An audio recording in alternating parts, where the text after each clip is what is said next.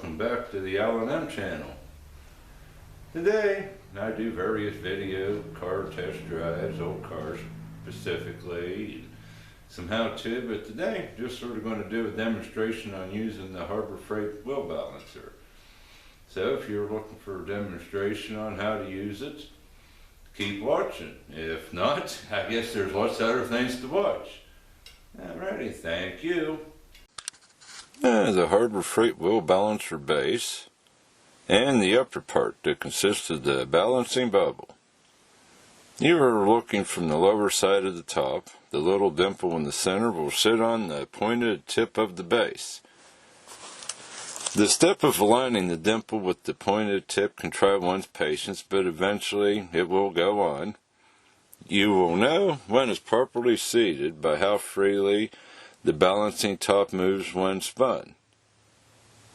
Now, level the balancer itself. Do whatever works in your situation. Find that level spot in the floor, put a little wedge or something under one side.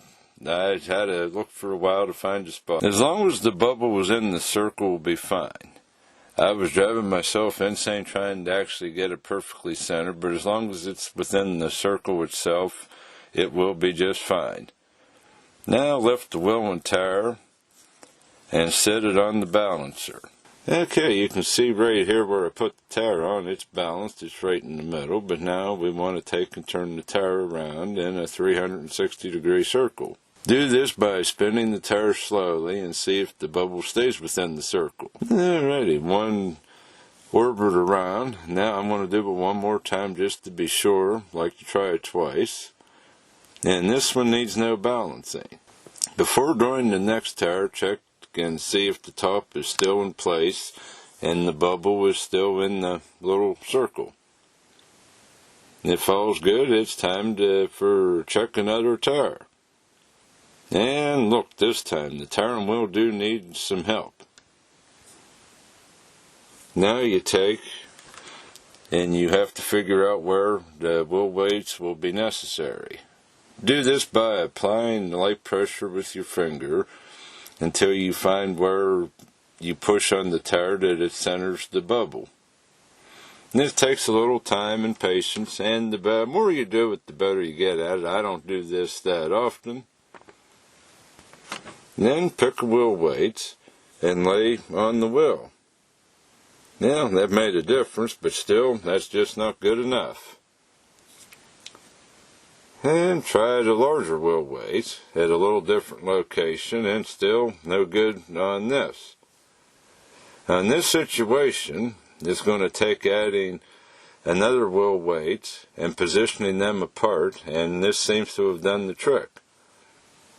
The wheel here is moderately bent on the amount of balancing needed, but it makes for a good demonstration video on using this balancer. The wheel weights on the front of the tire. You can put them on the rear side. Just take, and you want to take and mark the tire where the weight sits. I know, black marker, black tire, I couldn't find anything else, but amazingly it don't show up bad.